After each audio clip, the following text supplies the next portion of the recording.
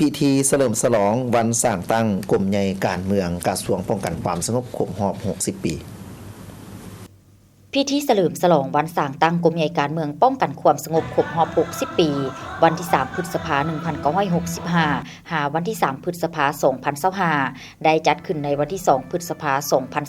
2025 ให้เกียรติเข้าร่วมเป็นประธานของฐานพลโทกงทองพงษ์วิจิตรกรรมการศูนย์กลางพรรครองรัฐมนตรีกระทรวงป้องกันความสงบมีทานพลตรีปารินเอกสุวรรณีศรีสุภาพมีใสคณะประจำพรรคกระทรวงหัวหน้ากรมใหญ่การเมืองกระทรวงป้องกันความสงบ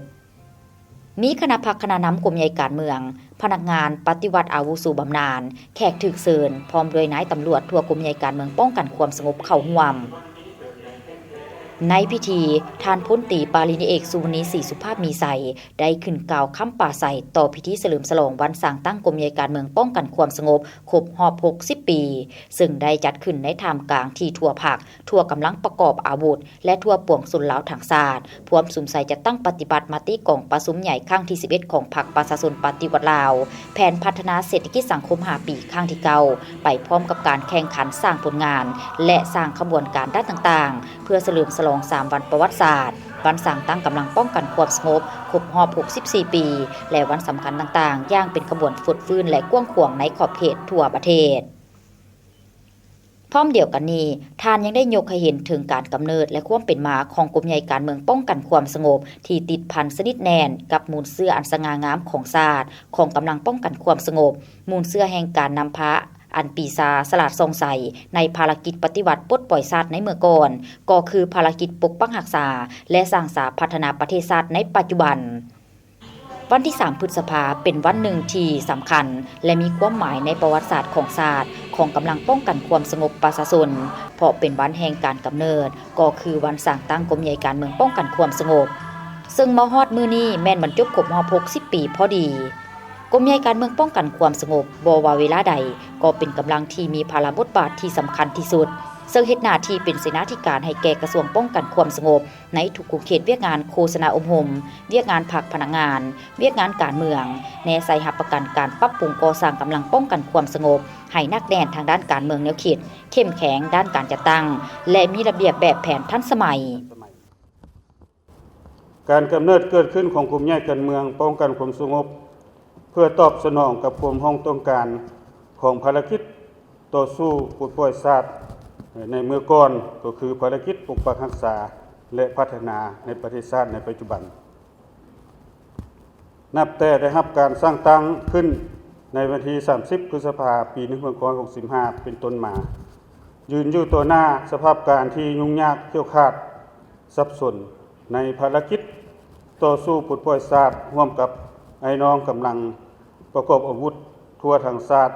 และประชาชนบรรดาเผ่าได้พร้อมกันอดทนสู้ชนผ่านผ่าความเสียสละอย่างบ่มีขอบเขตบวกใส่ได้รับการเสริมขยายน้ำใจรักชาติอันดูดดื่มและสืบทอดมูลเสืออย่างบ่ยอมจำนนผ่านการฝึกฝนทดสอบในเปลวไฟแห่งการต่อสู้ปฏิวัติในเงื่อนไขที่ยุ่งยากลำบากกันดานนั้นกลุ่มใหญ่การเมืองป้องกันความสงบไปเคียงบ้าเคียงไล่กับทุกเหล่าวิสาเพาะญาติใดไสสนะในหลายด้านจากไสสนะนี้ไปสู่ไสสนะใหม่อย่างใหญ่หลวงพวกเก่าได้สร้างวีรกรรมอันล้ำเลิศจะลึกไว้อยู่ในปุ่มคำประวัติศาสตร์ของชาติของกำลังป้องกันความสงบซึ่งได้กำหนดเอาวันที่ 3 พฤษภาคม ปี 1965 เป็นวันสร้างตั้งกรมใหญ่การเมืองป้องกันความสงบตามข้อตกลงฉบับเลขที่111/ปกส.ลงวันที่ 30 กรกฎาคม ปี 2018ภาระบทบาทหน้าที่และผลงานของกรมใหญ่การเมืองป้องกันความสงบเวลาใดก็ติดพันกับการนำพาซี่นำโดยกงเด็ดขาดหอบด้านของพรรคประชาชนปฏิวัติลาวก็คือองค์คณะพรรคกระทรวงป้องกันความสงบในแต่ละระยะของการปฏิวัติ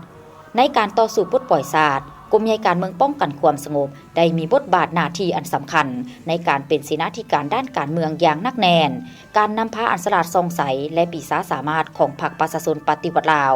และเด็ดเดี่ยวเด็ดขาดปฏิบัติหน้าที่มีผลสำเร็จด้วยความเอกอ้างทะนงใจ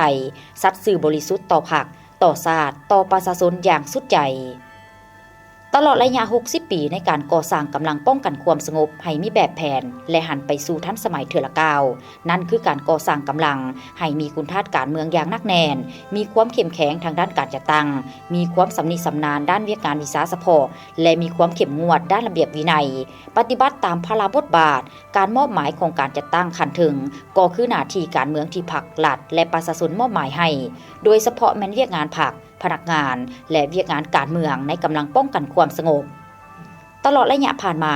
คณะพรรคคณะนำกรมใหญ่การเมืองป้องกันความสงบในแต่ละหุ่นก็คือกำลังกรมใหญ่การเมืองทุกทั่วหน้าได้ยกสูงความรับผิดชอบและยืนเคียงบ่าเคียงไหลกับบรรดาเหล่าหบวิชาเฉพาะอื่นเคลื่อนไหวเฮ็ดหน้าที่ของตนด้วยมานะจิตปฏิวัติอดทน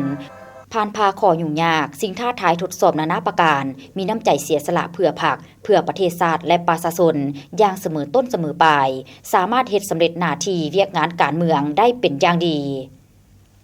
ต่อกับผลสำเร็จดังกล่าวสามารถสร้างได้ผลงานไสสนะอันใหญ่หลวงและได้รับการย่องย้อสรรเสริญและสมเสยจากขันถึงดังนี้ย่องย้อกลุ่มกองร่วมหมู่ได้รับเหรียญไซอิสระสั้น2จำนวน2หน่วยเหรียญไซพิราชหารสั้น2 2หน่วยเหรียญไซแรงงานสั้น1 1หน่วยสั้น2 3หน่วยสั้น3 1หน่วยและใบย่องย้อขันต่างๆจำนวน1ย่องย้อบุคคลได้รับนามยศเป็นวีรชนแห่งชาติ1ฐานคือฐานพลตรีสุดใจธรรมสิทธิ์เหรียญไซพิราชหารสั้น3จำนวน7หน่วยเหรียญไซอิสระสั้น2จำนวน7หน่วยเหรียญไซอิสระสั้น3 14หน่วยเหรียญไซแรงงานสั้น1 10หน่วยสั้น2 239หน่วยสั้น3 305หน่วยเหรียญกาแรงงาน655หน่วยเหรียญการระลึกกองทัพ258หน่วยเหรียญการระลึกป้องกันความสงบ750หน่วยและใบย่องย้อขันต่างๆ 1,420 ใบจากนั้นในพิธีทานพันเอกนางจันเดือนเทพวงศ์หัวหน้ากลุ่มนโยบายกลุ่มใหญ่การเมืองป้องกันความสงบได้ผ่านข้อตกลงของกระทรวงป้องกันประเทศว่าด้วยการมอบเหรียญไซพิราชหารสั้น1ให้กลุ่มใหญ่การเมืองป้องกันความสงบและมอบเหรียญไซพิราชหารสั้น2ให้บุคคล37สหายและเหรียญไซพิราชหารสั้น3ให้13กลุ่มกองและบุคคล73สหายเป็นเกียรติประดับเหรียญโดยทานพลตรีกงทองพงษ์วิจิตรรองรัฐมนตรีกระทรวงป้องกันความสงบพร้อมเดียวกันนั้นก็ได้ผ่านข้อตกลงของกระทรวงป้องกันความสงบว่าด้วยการมอบเหรียญกาป้องกันความสงบให้นายตำรวจกรมใหญ่การเมืองป้องกันความสงบจำนวน237สหายข้อตกลงย่องยอขันกระทรวงป้องกันความสงบให้นายตำรวจกรมใหญ่การเมืองป้องกันความสงบจำนวน24สหายและข้อตกลงย่องยอขันกรมใหญ่การเมืองป้องกันความสงบให้นายตำรวจกรมใหญ่การเมืองป้องกันความสงบ263สหายเนื่องในโอกาสวันสร้างตั้งกรมใหญ่การเมืองป้องกันความสงบครบรอบ60ปี